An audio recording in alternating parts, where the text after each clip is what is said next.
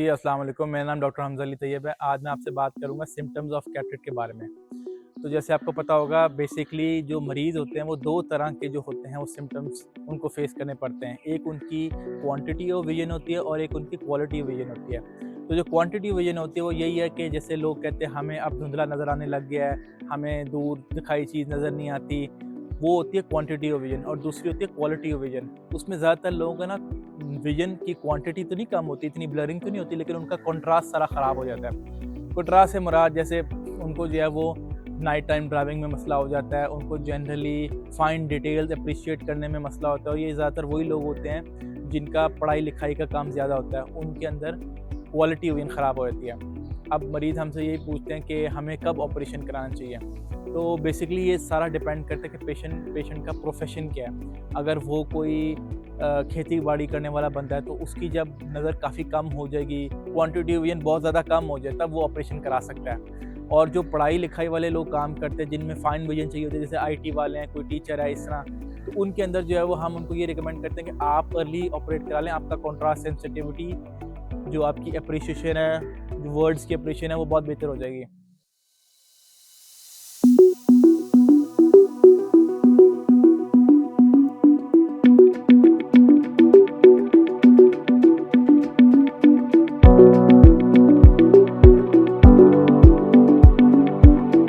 कुछ लोग हमारे पास आते हैं, कहते हैं कि हमें नाइट, जो one of the earliest symptoms है कैटरेक्ट का, वो ये है कि हमें नाइट टाइम ड्राइविंग में मसला होने लग गया है। उनको जो इनकमिंग हेडलाइट होती है ना लाइट की, उसके अंदर जो है वो उनको बहुत ज़्यादा ग्लेयर फील होती है, मतलब एक्सेसिव लाइट।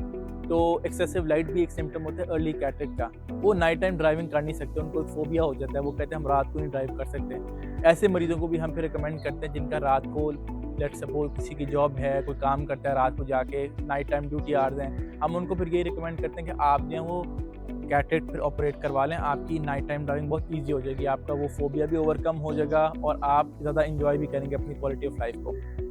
तो ये 2 चीज़ें होती हैं, एक होती है क्वांटिटी ऑफ विज़न और एक होती है क्वालिटी ऑफ विज़न। मरीज़ों को ये भी आजकल बताना ज़रूरी होता है कि जितना ज़्यादा वो डिले करते हैं सर्जरी को, उतना ज़्यादा उनका मोतिया पकता जाता है। जब मोतिया पकता जाता है उसमें क्वालिटी तो ख़राब होती है, क्वांटिटी भी बहुत ख़राब हो जाती है। फिर उस मोतिया को निकालना ज़्यादा टेक्निकल होता है, लेज़र के थ्रू, ज़्यादातर लोग उसको लेज़र कहते हैं, होता है वो अल्ट्रासाउंड है आम ज़बान में। तो मोतिया का रिमूवल उसमें बहुत टेक्निकल हो जाता है, जितना ज़्यादा कैटरेक्ट सख्त हो जाता है। तो लोगों को अपने सिम्पटम्स बहुत रिकग्नाइज़ करने चाहिए, विजुअल सिम्पटम्स। कभी कभी लोगों की एक आंख में मोतिया ज़्यादा हो जाता है, एक में इतना नहीं होता, उनको पता नहीं चलता क्योंकि उनकी एक आंख कॉम्पनसेट करी होती है दूसरी आंख के लिए।